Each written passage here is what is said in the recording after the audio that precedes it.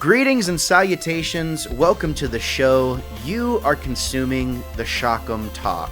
Yes, it's the official talk show podcast from Comics, and I am your host, Gabriel Fast. Now today we have a very special guest for our second episode, if you can believe it. I feel very privileged and honored to be able to have this person on. We have the Cozmik Collector. Brandon, how you doing, man? Say hi. I'm doing great. I'm glad to be here. Thank you for having me. I can't open up my TikTok without seeing your face, one or two scrolls in. It's like you're just there. So what's it feel like to be the dude, of the comic space? I don't like to view myself as the dude. I feel like the community as a whole, everyone contributes to the community, builds the community. I wouldn't have my platform or be where I am without the community. I wouldn't be who I am without the community. So I think the community is the man, and I'm just privileged enough to have people enjoy my content enough to get it to the point that it's at. So it's very surreal that you would even say that, but I really appreciate it. Yeah, and see, you passed the test. You see, everybody, he passed the test. He passed the vibe check, right? Okay. So he's a talented creator, and he's humble. All right, that's what Oh, we sorry. like to I meant to see. say I'm the best. All right, get off my show. No, just kidding. No, and in all seriousness, Brandon, it's really nice to have you. We really appreciate it. We at Shotgun, we've been in business since 2024. We started, creating comic books around that time. We didn't really start taking our content seriously until probably 4 or 5 months ago. And there were a couple people that continuously were setting the standard of, what I would like to be creating for us here at Shockham. And you were one of those people where it was just like every single time I opened up the app, you were just there, like I said before, and creating not only high quality content, but like engaging content, and sometimes it would be high quality. Sometimes it would be, more personable, but like the message was getting through.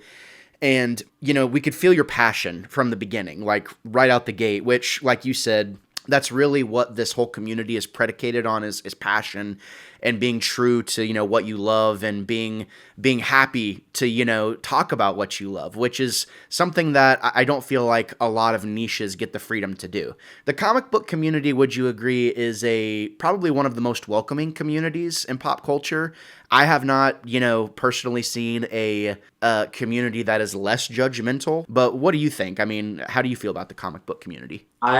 A lot of people like to point out toxicity because toxicity is the loudest part of any community. But that's just the thing. Every community is going to have like toxic individuals or, just toxic ideology, stuff like that. I like to focus on the positive and the overwhelming good that comes from this community. I've made so many friends. I mean, one of my best friends, I literally live with someone that I met off of TikTok. That's how close we got just through our shared love of comic books.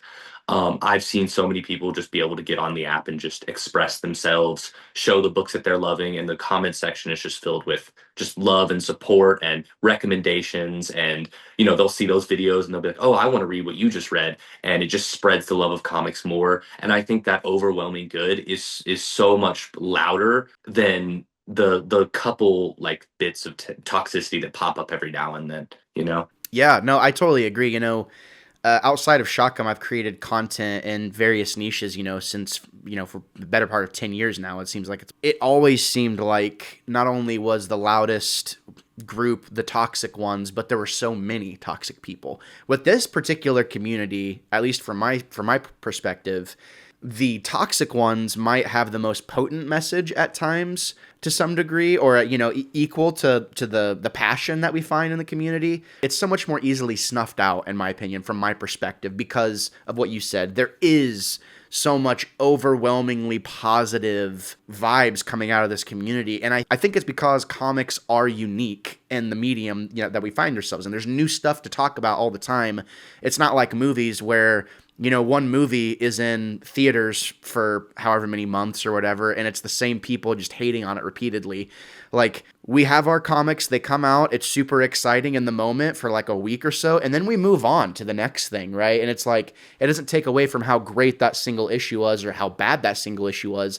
It's simply because there's so much volume coming in and you're consuming so much, you don't care about what the haters are saying, because you've already moved on to the next thing. I mean, do you kind of Yeah. agree with that? Yeah, I mean it's almost like a TV show that never ends. A comic book. I mean, obviously you're gonna have runs that end, but at the end of the day, even if this Batman comic ends, there's gonna be another Batman comic.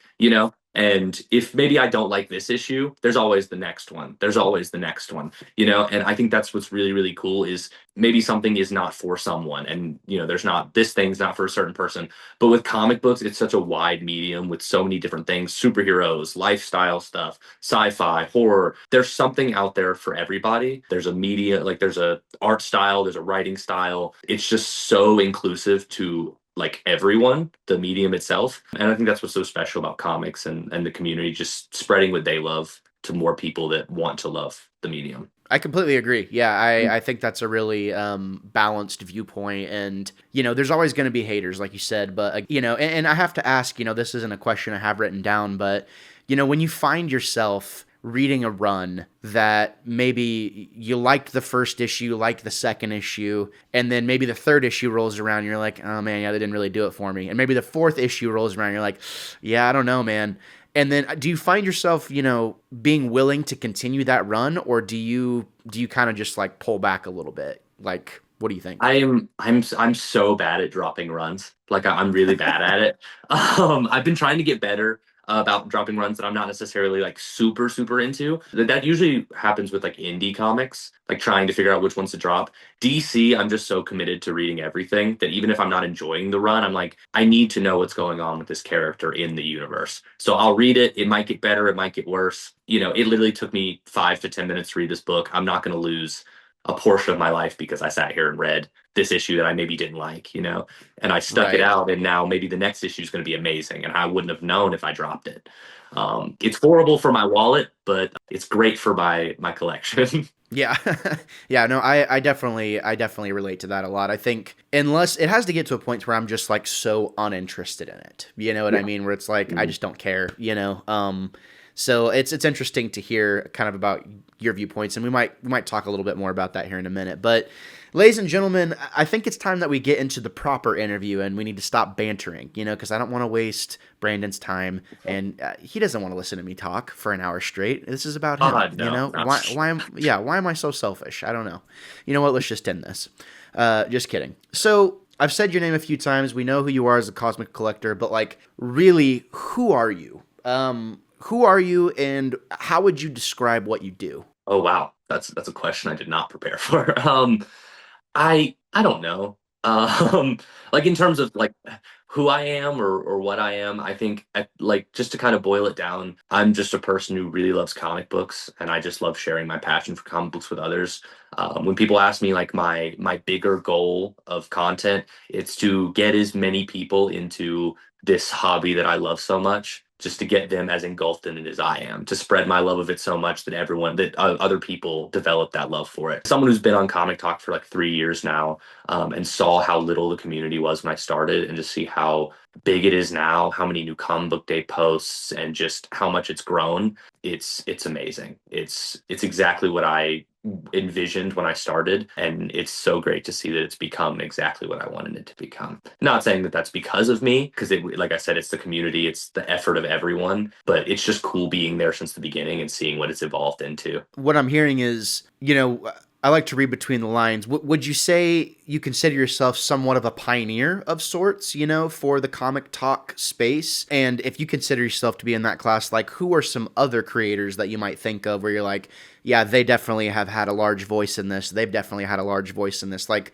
what is like your Mount Rushmore of Comic-Tok pioneers? Um, You're up there. You're already up there. So it's three more people, right? I see. Whenever I first started, my Comic-Tok pioneers were like Nikhil Clayton, Sir Superhero, Peyton Mullins, people like them. They were already huge in the community, and they were just talking about comic books and the things they love. Nikhil with like the X-Men, and Sir Superhero with Marvel.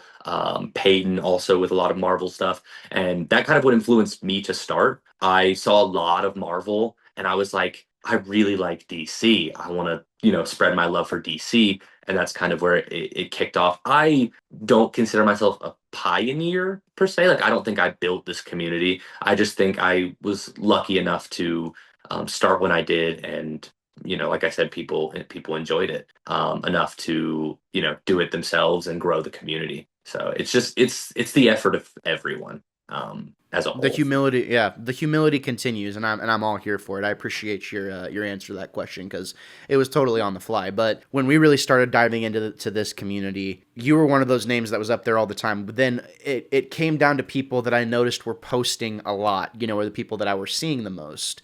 So whenever you think about the success that you've had on social media, not that it's everything, but obviously it's a key proponent to, it's a vehicle you've built that's going to take you places elsewhere. It very well may take you to a movie premiere one day, like you've talked about in previous interviews. But when you think about that, what would you say if you could narrow it down to one key facet of social media? Because there's a lot of people out there. Take the comic books out of it. When it comes to being a social media creator, because this is what you do full time, correct? Yes, full So, time. yeah, which is amazing. We would love to be there. What would you say is like if you had one piece of advice that you could give anyone who wanted to take it seriously, what would be that one piece of advice? I get asked a lot, like people trying to start up content, like what, like you said, what's the key to being successful? And the first thing I always say is a lot of it is luck. You cannot control the For You page. It's just a lot of it is just the app pushing you to the right point and it happening enough times. But stuff you can control, my biggest advice is consistency and personality. Put yourself into your content. People want to follow you. And I think your personality is the most important. It's not your recording equipment, it's not how big your collection is. It is you are your content. So just be consistent, be yourself, and yeah, that's kind of usually my advice. When you say consistent, in your mind, how important is it to post every single day? Not more important than your mental health.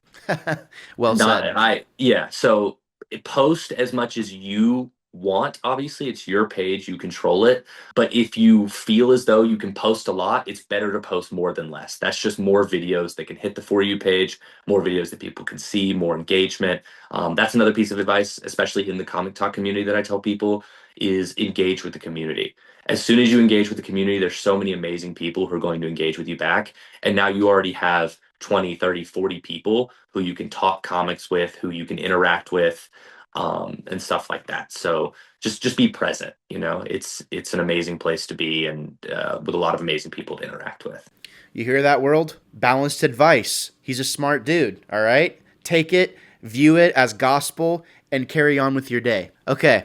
So next question, and I feel like I'm cheating because I already know the answer to this question, but there's no worries in repeating it. What project or projects are you currently working on, and what is your role in those? I am currently working on a comic book. I was just doing random fan projects with a mutual of mine, just like a random grifter comic because I'm a grifter fan. And I got reached out to by my editor, Paul, and he created a universe called Project Analysis. And he was like, I really want to do a one shot for a character, pick a character, give me a pitch, and we'll see if we can, work together.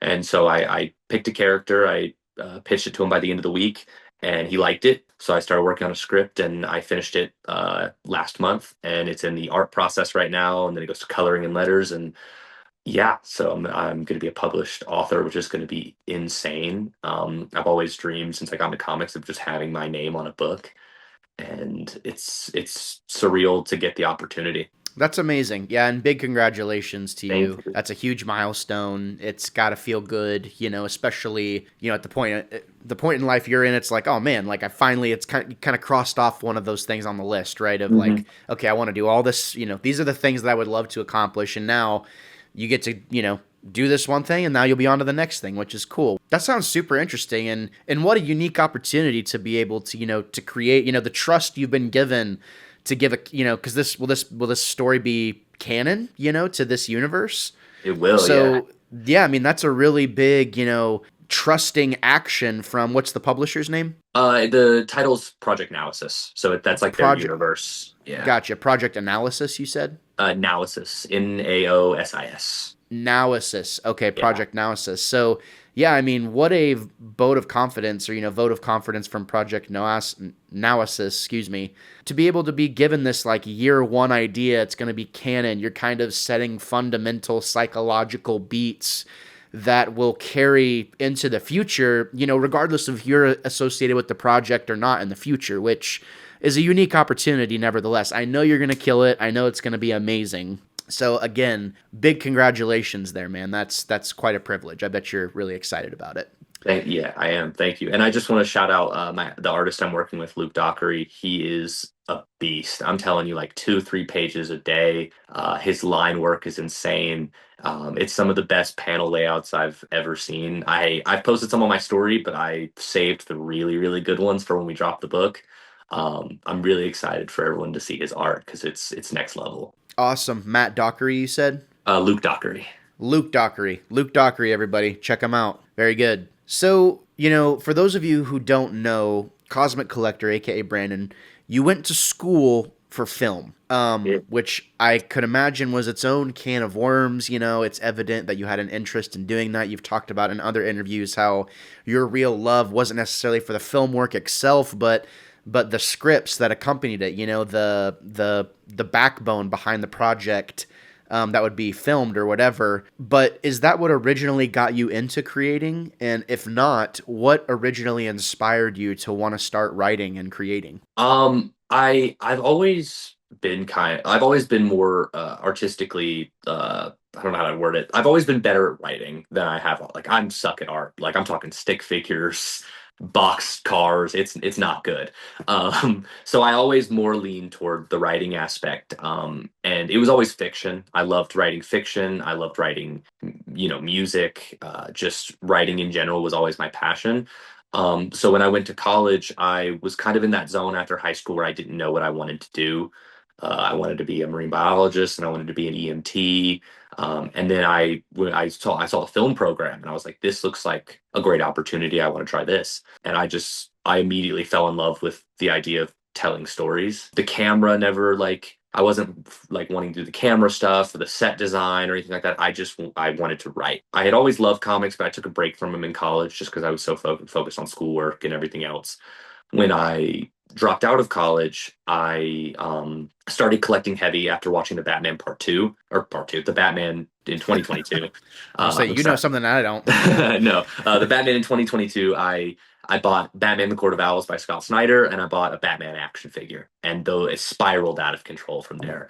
And so my love of comics just grew and grew and grew until the point where I was like, I loved writing these movie scripts. I would love to write a comic book, and so for years I've just been doing little things, not finishing stories, just testing what I can do and what ideas I can come up with. So to finally get the opportunity to take what I'm thinking and putting it onto a page and have it turn into something, and to collaborate with all the amazing people that I'm working with is surreal, and I'm forever grateful for the opportunity because I don't even know how to express how amazing of an opportunity it is. Well said. Yeah, and I think it's good on you for being self-aware enough to know what your strengths and weaknesses are. I feel like that's a skill in of itself, especially, as a young person. It's like you may not always know what you're really good at. I didn't for a long time, so that's really cool that you were able to kind of hone in on that and be like, nope, this is what I want to do. Would you say that, your writing, your script writing, has that served you, in your content journey, in your social media journey? Has that helped you make really engaging videos? Would you say that those skills have translated? Honestly, I'd say no. Creatively, obviously, yes. I think like your brain's a muscle, you know? The more you work it out, the better it gets. So creatively, yes. Just writing scripts have helped me stay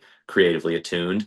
But I don't do scripts for my like videos just because I that's another thing I'm not good at. I can't act, you know?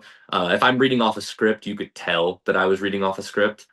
So I just like to kind of go in, wing it. If I mess up, I go again. I like to keep those two things separated because I feel that my content is more engaging if I'm just winging it and being myself, and not over analyzing everything that I'm saying. And that's why a lot of the times I am wrong in my content is because, I do wing it a lot of the time, and sometimes I get things wrong, and people correct me in the comments, and that's what I love about the community. A lot of the times when I am incorrect, people are very nice and respectful, and just be like, "Hey, you got this wrong," and I'm like, "Thank you. I'll make sure to remember that for next time." And it's just cool. Yeah, I think that's really unique. We make a lot of videos right now too, and it's like we don't use scripts really either. I might have like a few bullet points of things that I know I have to say for a specific Mhm. thing, but like it's not like scripted out.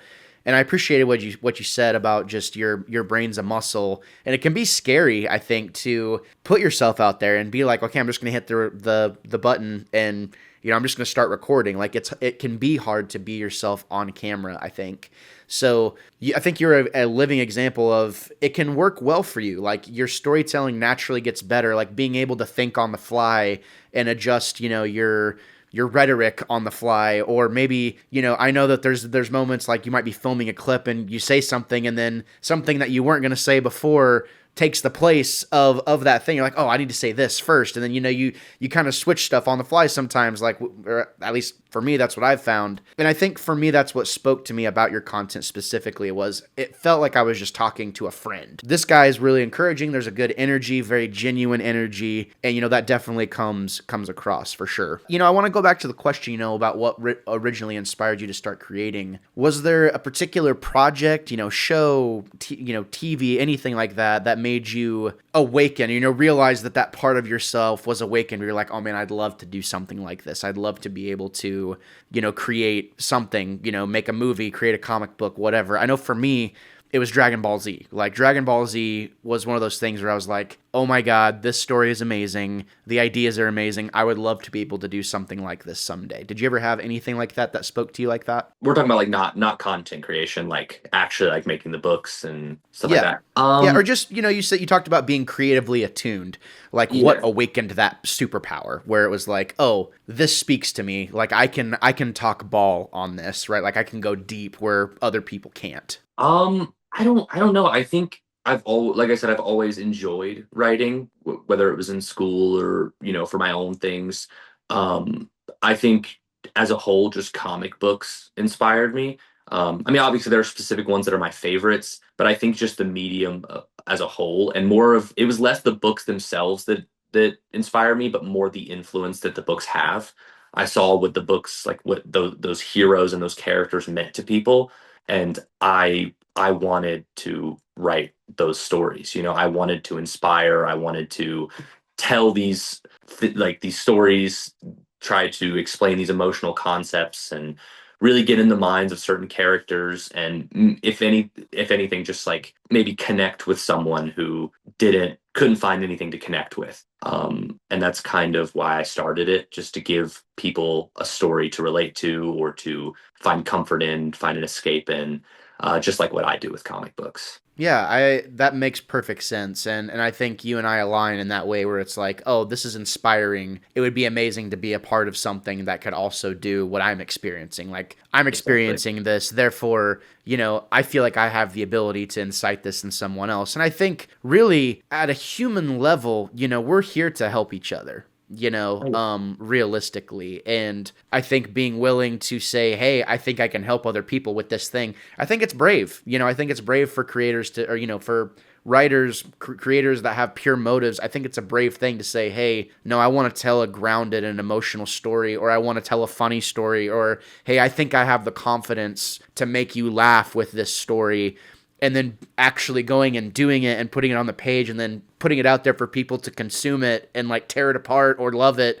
Yeah, It's very nervous about that yeah. aspect. Yeah, it's deeply vulnerable and it's real and it makes you a better person, I think, to create something that means something to you first and then let it out in the wild and let it be what it is and then let people say what they want to say about it. I think it's a deeply cathartic experience for everybody. And I think what you're talking about, it makes perfect sense. So I appreciate that. You talked a little bit about the Court of Owls, which it's so funny, Brandon, because the Court of Owls is what started my comic book obsession. I had read I had read the classics like The Killing Joke. I loved The Long Halloween and Dark Victory. There was an older friend of mine, that kind of turned me on to comics, and he gave me some of these trade paperbacks of these legendary stories. And then one day I found The Court of Owls, and nothing had spoken to me so deeply. It just kind of hit me at the right time. So it's so funny you mentioned that. But when we talk about our favorite comics, what is your favorite comic run of all time, and why does it stand out to you? Is it The Court of Owls? No, actually, which is crazy because people usually think that because it's what started my entire journey. While my favorite series is Deceased, I think when people ask my favorite comic book, I gotta go Batman Under the Red Hood. That one is special to me because it's very relatable. And that's like how I was talking earlier, how you can find that piece of a comic book that you can be like, this, I really relate to this. On the surface, it's just Batman's son's back from the dead. He's mad at his dad, but deeper down, it has some of the best dialogue in a comic I've ever read. The emotional like stakes, him basically telling his dad like, your whole ideology is different from mine. But I just want you to care enough about me to not care about that ideology is such like it's a vulnerable thing that I can relate to with like my own dad, just I get it, you're older, you think you're more experienced than me, but will you just listen to me? And I don't know, that part of the story has always just like hit me in an emotional place, and yeah, that's kind of why it's my favorite. Plus Red Hood's cool, so That's amazing, and yeah. that's a beautiful message too. Because I think what you're describing is, I think, what comics speak to a lot of people. Comics have this really beautiful thing of it is an image that you're seeing, but the space in between, your imagination fills in those gaps, and certain panels can be a shot to the heart because you're seeing the emotion that's well illustrated from the character's perspective in conjunction with what's being shown in the panel. And there's sometimes, there's certain pages where it's just like those speak to you louder than anything that you could actually see happening like on the big screen, because you are taking this and internalizing it inherently. And I think what you're describing, that's where comic books excel. These still images, they say, a picture's worth 1,000 words, but you also get words attached to it that are meant to evoke even more emotion. So I think it's really amazing, that you can acknowledge that's why it is your favorite. You have these family ties that it speaks to you. There's, what do they say? Art imitates life, right? So Yeah. it's very poignant, I think, for you to be able to say that. And it's so funny you say that because our first guest, we had Miriam Cooper on she's from Champion Comics.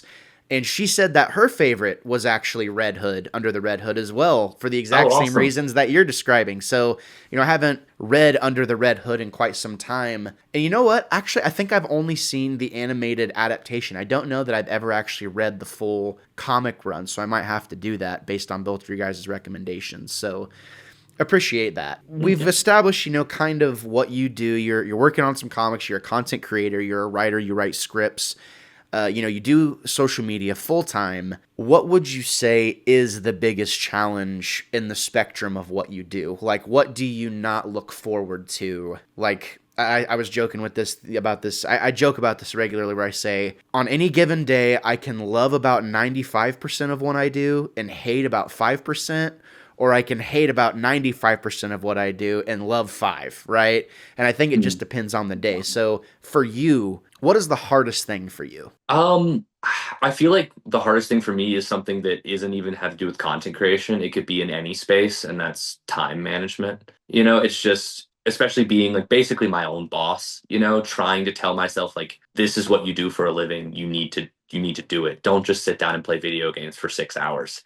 Go in there, do what you need to do. And it's also there's a lot of like pressure in terms of like people are like waiting on content. I don't want to sound like cocky or anything like that, but a lot of times people are like, hey, where's this video? Where's this video? And I am forever grateful for people to be watching my content, consuming my content, and anticipating my content. And it's a good pressure. Knowing that people are waiting for it inspires me to sit down and do it. And that's one of my favorite parts about the day. But yeah, time management, especially since I started writing, doing content. I've been going to the gym more, trying to manage doing all those things in a day and not feeling overwhelmed. Today specifically, I laid in bed until like 10 o'clock, and then I got up and I just sat there and looked at my phone, and I was like, gosh, I really need to do something today, but my like heart is just not in it right now. And then I like saw a video of mine and someone commented like, did you see this news? Want to hear your thoughts on this news? And I was like, I'm gonna do it because this is exactly what I want to be doing right now. I just needed that reminder. Yeah, I think that's so, that's very real because, we're in a similar boat as you. Like, this is what we do, right? Like, we're in charge of our own situation. Like, yes, we make comics, but we're trying to be in a similar space as you. Like, we want to be the inspirers, in the content space. We want to be known amongst the community. We want to earn our place and be, earn that trust and do that exact same thing. But every single thing that you're describing, I resonate with that so much because on one hand, you've been given an opportunity to do something you've always dreamed of, correct? Yes, So, 100%. right. So it doesn't change the fact that at the end of the day, it's work. And I think you have to do what a lot of people say, and this is just what we've learned. It's like learning to love the process and be in love with the process and accepting that making pivots is a part of that process. What you're describing today, I meant to get up at 8 a.m. this morning and finish my script and then go to the gym after and then, like maybe have some downtime because all I've done is work the past week. I haven't played any video games, haven't really played any music, haven't gotten to do anything I really want to do. But guess what? I woke up at 10 a.m. this too. Me and my wife, we both woke up late. We still went to the gym, and then I've literally, right before I hopped on with you, was finishing up a script that is on a deadline. Like, we are on a 8-week deadline, period. Like, we get our comics out in 8 weeks, no matter what. Like, we want to be regarded as professionals in the space. There's just things that you have to think about. And what you're describing rings so true to me. And honestly, Brandon, I'm going to be honest. It's nice to know that we aren't alone. It's like, oh yeah, I quit my 9 to 5 so that I could work 24/7, right? I mean, do you feel that at times? Sort of like I wasn't doing a 9 to 5. I was doing like a 5 to 2. Like I was working food service, night shift, and like staying up until 3 a.m. trying to get work, and then the next day waking up early to do content.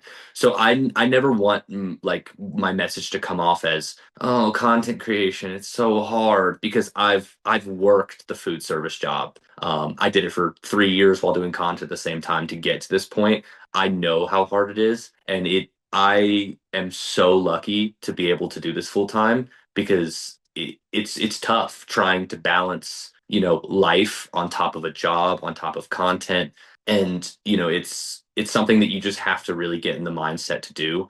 But yeah, I'm very lucky, and I wouldn't change a thing. Do you ever feel like there's some days where the magic has worn off a little bit, and it is like there, like you alluded to pressure, earlier. Is there ever a time where you're kind of like, man, like I am not feeling great about this right this very second, but I have to do it, because it is my livelihood. Do you ever find yourself in situations like that, or do you feel like you can usually psych yourself up to like be like, okay, like let's do this, like I got this? Both. Yeah, 100%. I get that feeling like I got it today. But again, it's that good pressure that gets me amped up, or, Nate will come down from downstairs and we'll talk comics for like 5-10 minutes. And then I'll go, I really want to make a video, talk about comics, because it really helps that I genuinely love the medium that I'm talking about. So it doesn't take a lot to amp me up. I see one comment or talk to my buddy or see news about a comic book and I'm like, okay, I'm amped now. Let's do this. But I think getting down is it's not just a part of content creation, it's a part of everything, you get down sometimes. You don't feel like doing something no matter how much you love it. I love playing video games. Sometimes I'll be like, I'm really not feeling any of these games right now. That doesn't mean I don't love video games. I just need that love, reignited. And it's the space and the community that really keeps that reignition happening on a daily basis. I'm so glad you said that about video games because I've been working so much lately right now where at the end of the day, it's like there's all these games out that I really want to get to, but I don't have the mental energy. It feels like the only thing I can do is like, I guess I'll just read my Kindle, because that's all I have the Yeah. mental energy for. Or like, you sit down to play a game and you play for like 20, 30 minutes and you're like, this is straight up not fun. I know this is a good game, but like, this is not fun right now. And it's so refreshing to hear you say that because, I feel like at times people don't want to hear us that are in these positions of being able to do this thing that we love so much. They don't really want to hear us say that the magic has worn off at times, but I will counter it by saying that it doesn't matter. It's exactly what you said. I'll reinforce it. It doesn't matter how much you love doing something. It doesn't matter because at the end of the day, you need a break sometimes. Yeah. You Yeah. have 100%. to. It's like it's all a balancing act, I think, and it's refreshing to hear someone in your position reinforcing that because I think people need to hear it. Getting your dream job is amazing, but it's still a challenge at times because life in itself is a challenge. It's a challenge to 100%. it's not only a challenge to become happy, but it's a challenge to maintain that happiness. I So agree. I wouldn't trade it for anything in the world. So same. Yeah, no, yeah. I joke sometimes. I'm like, I'll keep doing this until I can't anymore. Like, there's no like, Yeah. like why would I stop? Is kind of how I feel about it. I'll do it till my phone dies. And then I'll charge my phone and I'll do it again. Yep. I'm like, I'll do it. I'll do it till my phone dies, or I'll do it until they literally tell me I can't anymore. There you go. So that's kind of how I feel about it, which And is then I'll cool. do it by myself. That's right. Yeah, it's like can't make comics anymore. Guess I'm just writing comic book scripts. I'm gonna be pitching them. Don't know what's gonna happen, But there's something to be said about being appreciative of the moment, but understanding the weight and the cost. Because every single action, it's like I don't know if you've played Stardew, but like it's literally your day is like a Stardew meter, right? In Stardew Valley, where you only have a certain amount of energy to get the stuff you got to get done in the day, right? And then when you're out, like you have to rest. Like you have to be willing to know what your limitations are and make the best out of the energy you do have, understanding there's a cost to every action. So nice to hear that reinforced. My meter is usually the daytime. Once it starts getting dark, my meter's like, you can't do anything anymore. You need to lay down and watch TV. And I'm like, so like I have to get everything done in the daylight. It's also mostly like a lighting thing because natural light's always so much better. That's one of the reasons I started working out is because like I said, I was doing content full time and content's literally just sit in a chair and hold my phone up for 4 or 5 hours. So I realized my body wasn't feeling good. I wasn't feeling good. So I was like, I really need to make a change. I need to start waking up earlier, start working out, at least just going and running and stretching, just get some sort of exercise in, drink more water, eat healthier. And since I've been able to, do more with my day and feel better because of it. So I should have been listening to people for all those years, but I'm glad I finally locked in. Yeah, good on you for, like I said, I'm almost 31, and it's like, man, now that I have this, I'm like, why didn't I start taking this more seriously when I was Exactly. 24, when I was, 20 or whatever? And, it's never too late to learn something new and to get proficient at something new. Our brains are plastic. They're reforming all the time, right? So we're in it together, bro. Like you and me. Like we're gonna be, next thing you know, we're gonna look like the George Clooney Batman is what we're gonna Let's look like. go. Nipples and all. You know what I mean? The hardest part, I always tell, and when it comes to content too, it's like the hardest part is just starting. Like once you get in the rhythm, it's easy. But like just be vulnerable, start, and then it'll get easier from there. Be willing to suck. Like, be willing to Yeah. look stupid. Yeah. Like, be willing to suck. Be willing to look stupid. Be willing to look stupid even after you're already consistent. Because guess what? I still look stupid on a daily basis. Except I look stupid to way more people now. Yeah, it's like it's even more humiliating, right? It's like, Yeah. the growth is there, but I'm still me. Yeah, I'm Yeah. still me. Yeah. Yeah. It's funny. You were mentioning, you're like, oh, yeah, my biggest struggle is time management. He's like, today I had a thing where I'm like, oh, I have to do this thing.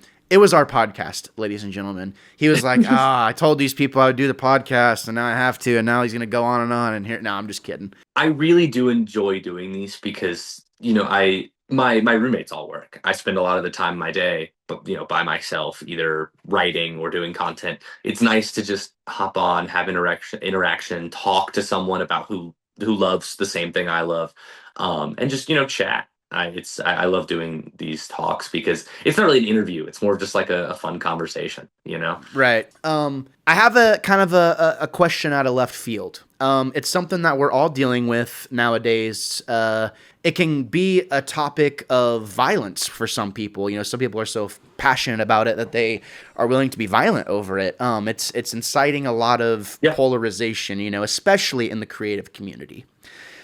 And that's around AI. Oh yeah. So AI, you know, we're living in this really weird era where, you know, Web3 is kind of in the background, which Web3, that's, you know, decentralization, that's, you know, cryptocurrency, that is AI, it's virtual reality, right? And it's all these things that are kind of being built up right this very second. Here's the facts. If you have a cell phone, you are being subjected to use of AI in some way, shape, or form. If you have a Gmail account, you are like that is AI. Like AI is using your Gmail account right this very second. Like we have very little to no control over it. Generative AI, though, right? This is something that's a little bit different, right? The creation of, or quote unquote creation of images, videos, you know, that sort of thing. Do you believe that there is any space for that in the creative space? Or do you believe that as a whole it is generally harmful for the for the creative space specifically? First I just want to say I am not someone I'm not I have been someone who's done it in the past. I was ignorant to the ramifications of AI, especially on the environment, water usage, stuff like that. So once I found out about those environmental like impacts, I'm someone who believes that, you know, that this is the only world we got. You know, once it's gone, it's gone. Whether it's my generation, my kids' generation, or my kids' kids' generation, you know, it's the only world we have, and it's up to us to keep it running. So once I found out about those like harmful ramifications of AI, I cut it out completely. No generative AI whatsoever. You know, I was one of those people who was like, "Oh, AI, cool. Let me make a lion mixed with a penguin." You know, um, but and like it's just a stupid harmless that we think is a stupid harmless thing, and then the more I learn about how it's damaging the environment and how it's taking money away from artists and writers and you know other creative mediums, it definitely is 100 times more harmful than it is useful. You know, like my penguin lion is not worth what it took to make that penguin lion, you know? So no, I don't use generative AI. I don't support it. I think it's especially not in the comic book space. I think a visual medium for storytelling, and taking that away from people is taking away the experiences being told in those comics. You know, a robot can't feel these things. A robot can't experience these things, and that's what makes comics so special, is you know they're coming from someone who's experienced it, who's thought about it, who's lived it. So that's kind of my take on it. Yeah, I think that's a super, you know, valid take. And I think I can't in good faith say that I think that there is a good use, at least commercial use for AI in any way, shape, or form. I don't think it has a place in the creative space. I just don't. I think there's something to be said about it having, and again, I think I predicate this question with saying, you know, the water is muddy whenever it comes to AI, you know, and people's view of it. Like it's very polarizing. And on one hand, I do think that as we continue on in society, you know, big corporations, like they are going to be pushing this more and more and more. You know, Marvel, they've already tried, you know, to use generative AI to replace artists, you know, with like the Secret Wars situation that was going on. And I don't think that that is going to be stopping anytime soon. That being said, if it's going to be part of our day to day, I would really love for there to be a more responsible way to utilize it in some way, shape, or form. You know, is there a way? I saw a quote. It's like, I don't need AI to do my art and my music. I need it to do my dishes so that I have more time for art and music. And, you know, I think if we can get to that point where it's not like super killing the environment and it can be used responsibly to free up time, you know, to some degree. Technical tasks type of Technical thing. tasks, yes, exactly. Yeah. And I think, you know, there's Organize a something to be, spreadsheet or something like that. Yeah, yes, exactly. exactly. whether you're in the camp of being completely against it or you're totally for I think it's a conversation that needs to continuously be had. We have to figure out a way to get to that responsibility point where there's a middle ground, and I hope that we can achieve it. I agree, and I think it all starts with just finding a way to apply it without just killing the environment. That's the first Totally. step. Find a way Yeah, to cool these processors without wasting so much water. You sure. know, like once you find that, then we can discuss the moral stuff, like the Right. when it's not actively destroying our environment. Then we can be like, all right, now what's the moral applications of AI? As of right Right. now, nothing's moral because it's all harming the environment. Right. So yeah, Yeah. that's kind of my thoughts on it. I agree. Yeah, it's I've gotten into arguments with people who are like, "Oh, like you support like defunding artists." I'm like, "No, I don't. I just don't believe in shaming other people if they decide that they want to use it to make their lives easier for practical tasks." Usually the people that are the loudest about it too, it's like, "Okay, well, are you an American? Do you have a car? Like are you imbibing with capitalism because that is not equally as bad, but that is a contributor to our environment being degraded, Yeah, right? So I feel like you can tear it any which way you want. Like we are all contributing to our environment being degraded. AI is just hyper accelerating it. So I agree. Yeah. yeah, And I it's think like that you need a car to get somewhere, like you there some of these things, like it sucks that it hurts the environment, but you have to do it, like you have to get to work to make money to pay for your house, so you have to have a right, car. Like I drive a hybrid, so I try my best to not, but not everyone can afford a brand new car. Some people have to right, use the gas guzzlers because that's all they have access to. Not everyone has to use, no one has to use AI. You're just using it to right, make your life easier. And again, I was ignorant to all of these things not too long ago, months even. And I had people telling me, this is bad and this is why. And, I think the world would be a better place if instead of getting defensive, people just listen. People are like, but also at the same time, you can teach before you attack. And I right. was lucky enough to have people teach me, hey, this is the negative impacts. Do you want to be negatively impacting by using this? And I'm like, no, making my life just a little bit easier by using this is not worth the negative impact that I'm, Right. putting out. And so I changed the way I viewed it. I changed the way I did. I stopped using it. And I'm completely against it, is until they find a better way to make it more efficient for the environment. Yeah, and I have to commend you because I'm kind of right there with you where it's like I feel like what we described, oh, you need your car to get, here. You have to go to a job. You have to do this. Like, where I have to buy clothes. Like, I can't just be walking around naked. Like, there's all these needs. I think these big corporations, they are making it feel, or they're trying to make it feel like we have to use AI right now, right? That Mhm. we have to make it a part of society right now. Oh, you have to do this. Well, to your point, we really don't have to right this very second.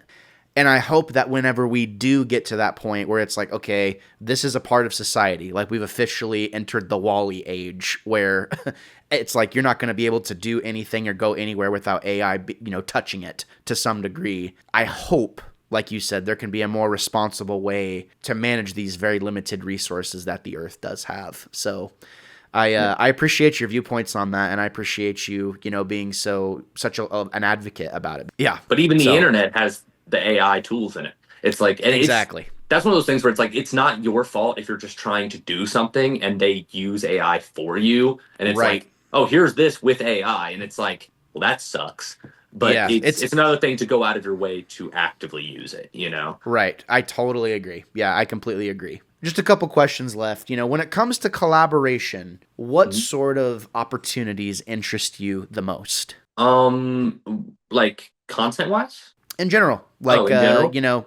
yeah, like I what's mean, your dream collaborate? I mean, yeah, go ahead. I'm open to pretty much anything. I get a lot of people messaging me to do interviews like this, to work on stuff, and I've been lucky enough to do collaborations with DC and Marvel and Image and stuff like that, which is really really cool. Yeah, I mean, I'm always open to new opportunities. I'm not actively like out looking, which I guess I probably should be, as that's been my hardest part is learning how to network, realizing that I should actively be doing something and not just waiting for it to come to me. But I'm getting better about it. And yeah, I'm always open to new opportunities, working with new people, doing new things. Very nice. Yeah. So yeah, that's good to know. Yeah. What is the so we've talked a little bit about this already, but what is the current status of your next project, and when can people expect it? Currently, the first page, a 56-page book, fully written. It's currently in the art process. I think Luke's on page 20 as of right now. He's only like two weeks in. He's already cranked out 20 pages. So it's insane. So then we got to get the colors, the letters, the publishing, and all that. There's no confirmed date. I don't want to confirm anything because I'm not in charge of the publishing, but I'm hopeful for mid 2026. We're gonna have to do a Kickstarter and fund it and all those things. I'm working on getting it into a couple comic shops. I have three here in Colorado. One reached out to me in Vancouver, Canada, that wants to carry it. I'm working, trying to get a bunch of different variants and working with other artists, and yeah, it's just a really cool opportunity, and I'm meeting a lot of really awesome people, making a lot of really cool connections. So no exact date yet, but if you want to stay updated on news, there is a link in all my socials bios that'll take you to the Kickstarter page. Awesome. And in that same line of thought, you kind of talked about it being like this Punisher-esque story, this Mhm. year one Punisher story. What else can people expect from it? When you think about your mission with this particular story and the emotion that you're trying to convey, the message you're trying to perpetuate, Mhm. what is that? Well, aside from the Punisher stuff, I'm a huge Greek mythology fan, always have been. So I kind of wanted to find a way to tie in like stories from Greek mythology and how they'll parallel him. I'm using the story of Hades and Persephone a lot, and how Hades, basically kidnapped Persephone and she's kept in hell, and it parallels to the way that his wife wanted to leave and he always convinced her to stay, and that was the main reason that she was where she was when she died. And him struggling with this idea of, was it my fault? Will avenging them make me feel any better? Am I doing the right thing? And if I'm doing the right thing, does it still make the bad things that I'm doing bad, even though they're bad people? And it's just I really wanted to make it very sporadic in terms of his thoughts, because it should be. He's a broken, fractured man with a messed up mind. His thought processes shouldn't make sense. Sometimes he's like, "Oh, I shouldn't be doing this," and sometimes he's like, "I love doing this," you know. And I wanted to. I didn't want some like resolution, like, because he's never gonna be fully healed. He's never gonna give up on that mission.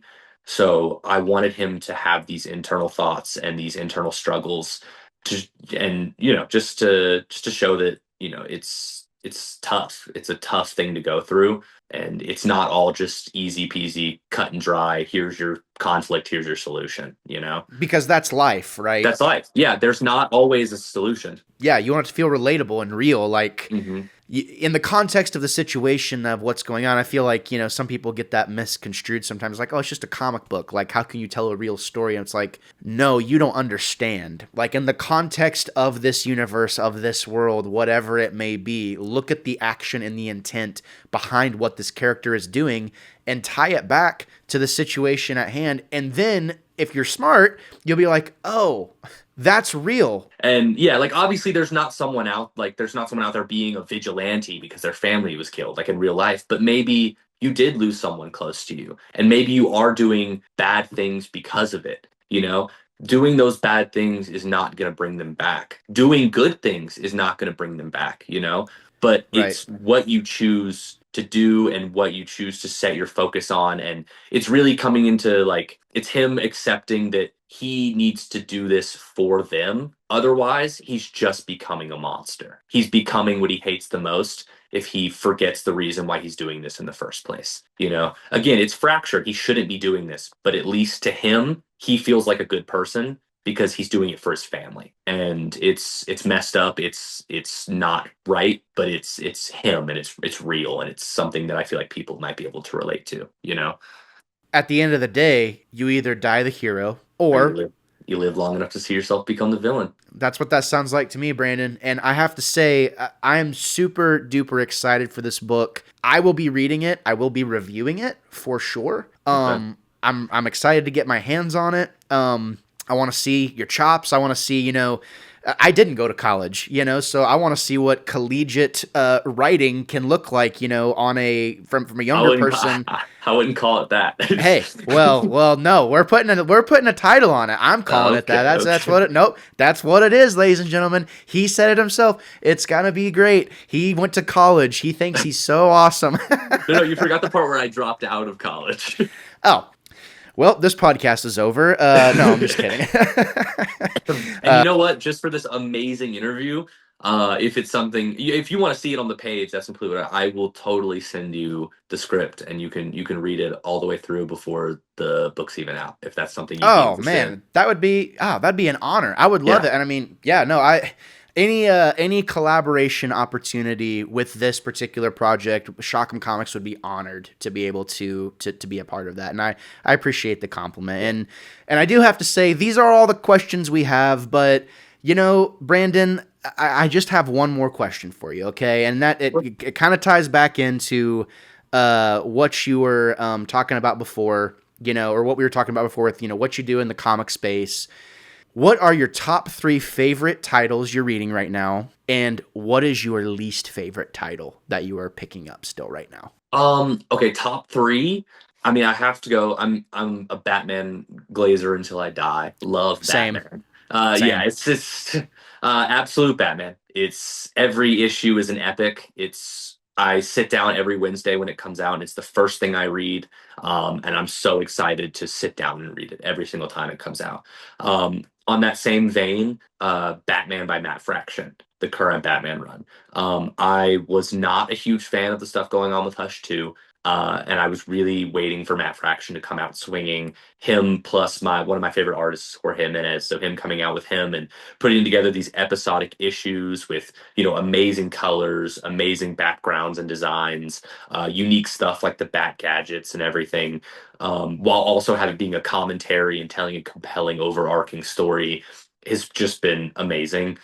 And then I'm a big fan of Poison Ivy by G. Willow Wilson. I use any opportunity I can to talk about this book because it's genuinely perfect.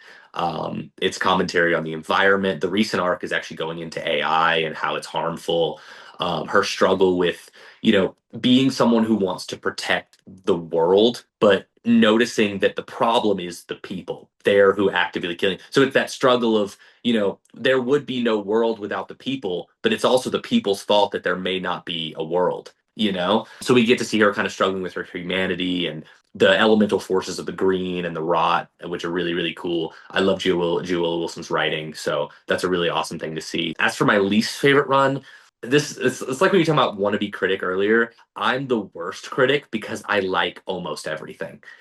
But honestly, off the top of my head, I have to go with Tom King's Wonder Woman. I haven't read everything Wonder Woman, obviously, but I've read a lot of Wonder Woman, and I feel like I understand her character enough to go that this is not her. I was in the run for maybe like 6, maybe 10 issues. I was like, or maybe 12. I was like, okay, I can see what he's doing. And then it just took a turn to the point where it's like, what are you doing? Having her the stuff with her baby and taking all these key aspects to Wonder Woman and changing them so drastically to the point where it's like you just changed everything that she was created to stand for. I don't know. I just don't really like it. I don't like what it's doing to the character. It feels like he's doing what he normally does and forces his story onto a character of his choosing. Sometimes it works. Mr. Miracle, Supergirl. His Batman run I really like. It does not work for Wonder Woman, and I think it's ruining the character in the long run to the point where it's going to take some crazy damage control to bring her back to who she was. And Tom King, he's also the one that's writing Trinity, correct? Yes. Okay, so it's so interesting that you're talking about this because I've not read any Wonder Woman, right? Like I Okay. love DC. I Mhm. am a Batman stan like you. I do not claim to be an expert. I love comic books and I love stories. That's I where can I'm go at. to It's like people are yeah. like, "You're the expert," and I'm like, "I promise No. you, I just read and enjoy. Like, No, yeah, not same. an Like expert." any story, like movie, game, manga, comic, whatever. Like, I will go beat for beat, toe to toe with you on any thematic element. And, you know, if like we want to debate, I'll debate with you. Like, I'm not going to say anyone's wrong or whatever. Like, I'm going to present my feelings and like my case for things. Yeah.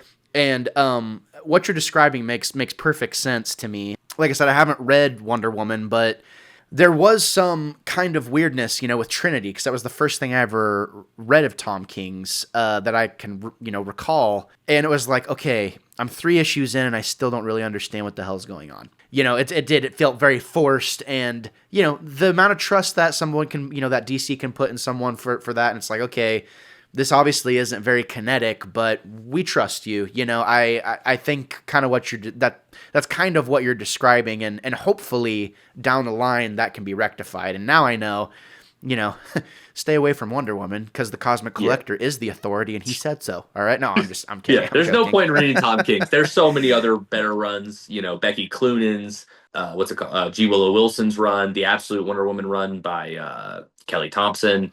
There's so many like great Wonder Woman runs. Greg Rucka, Gail Simone. You don't need to read this because it's getting such bad reception that I really think down the line they're going to go, none of this matters. Let's change it. Yeah. So let's hit the reset button. Yeah, 100%. Yeah. And it's fair. Awesome. And obviously, like, I don't support Tom King as a person. You know, he had the ex-CIA stuff, the invasion of Iraq, and but from like a subjective point, I do love some of his books. I'm very middle ground on some of them, and some I just don't like his Wonder Woman. Sure. And you do. You know, I think in order to keep yourself open and able to appreciate anything, you do sometimes have to separate the art from the artist. And sucks. I understand. It really does. Because, yeah. Because people suck sometimes. They really do. Yeah. Like Kanye West is an example. Yep. Yeah, horrible person. Yeah, it's difficult to defend, you know, certain actions. I can definitely agree with that. You can't defend him, but College Dropout's an amazing album. Like, it's just... It is. I still think 808s and Heartbreak might be his best album ever, personally. But I don't know. That's just me. I know that's a hot take. That's a hot take. You know, I think we need to have another podcast another time and maybe expound on this a little bit further. But Brandon, I really appreciate you coming on to the Comic-Tok episode 2. I really enjoyed the time. You're so generous, and obviously there was a couple other things I wanted to talk to you about off mic. So I want to wrap this up now, and then maybe we can continue our conversation. But make sure you tell the people, where can they find you? What should they be looking for? You know, the socials, all of it. Let them know. Go ahead. Gotcha. I am the Cozmik Collector on TikTok, YouTube, Instagram. I try my best to post everywhere, but mainly on TikTok and Instagram. You can go to the link in my bio on any of those platforms and find the sign up for the hybrid Kickstarter. Hopefully we'll be launching soon. We got a lot of amazing variants from not only Luke Dockery, but also Andrew Rinde. We got a really cool ash can coming, a couple of homages. It's going to be a really cool release. I'm very excited for it. So if you want to stay tuned on news, go sign up for that. I appreciate, you having me. I appreciate all the support that I've, been getting, the platform I've been given. So I just want to say thank you to not only you, but just everyone in general that supports. So yeah, thank you. Awesome. Well said, Brandon, aka the Cozmik Collector. Great name, by the way. I love it. It's like Peter Parker, Miles Morales, right? You got the double consonant going on. Yeah, it's good. It's good. So, ladies and gentlemen, this has been the Comic-Tok episode 2. Thank you so much for tuning in, whether you are watching or listening or maybe seeing a clip on social media. Let us know how we're doing. Let us know your opinions. If we said something you loved, let us know. If we said something you hated, let us know. We are always open to talking to the community. We're always trying to, raise awareness for our own comic books. We have 2 in development right now, Emma, Rise of a Mythic, and Bigfoot Squatcherazzi, which you can read for free on Global Comics. So the links are in the description down below. Go check it out if you want to. And we will see you on the next episode. Say goodbye, Brandon. Peace.